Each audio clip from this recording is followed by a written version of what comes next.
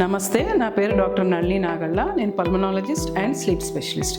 ఇవాళ మనం పొగ తాగటం వల్ల ఊపిరితిత్తుల మీద ఎలాంటి ఎఫెక్ట్ ఉంటుంది అనేది తెలుసుకుందాం. కొంతమంది పేషెంట్లు నా క్లినిక్కి వచ్చి, డాక్టర్ మేము 10 సంవత్సరాల నుంచి పొగ తాగుతున్నాము, రోజుకి 2 ఒక ప్యాకెట్ అలా తాగేవాళ్ళం, ఇప్పుడు 4-5 చేసేసాము, పర్వాలేదా, ఇలా తగ్గించి మెల్లగా ఆపేస్తాను అని అడుగుతుంటారనమాట.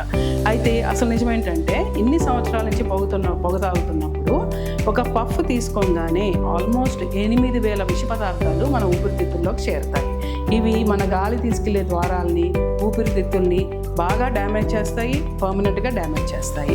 వీటి వల్ల COPD, chronic obstructive pulmonary disease అనే జబ్బు వస్తుంది. దీనివల్ల మెల్లమెల్లగా ఆయాసం ఎక్కువ అవడము, యాక్టివిటీస్ లేకుండా లిమిట్ అయిపోవడము, ఆక్సిజన్ డిపెండెన్సీ రావడము, లైఫ్ రిస్క్ ఇట్లాంటివి కూడా ఉంటాయి.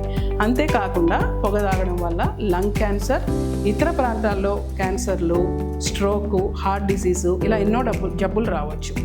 అయితే గుడ్ న్యూస్ ఏంటంటే, పొగ తాగడం ఆపేసిన వెంటనే మనకి వారాల్లోనే ఇంప్రూవ్మెంట్ అనేది స్టార్ట్ అవుతుంది.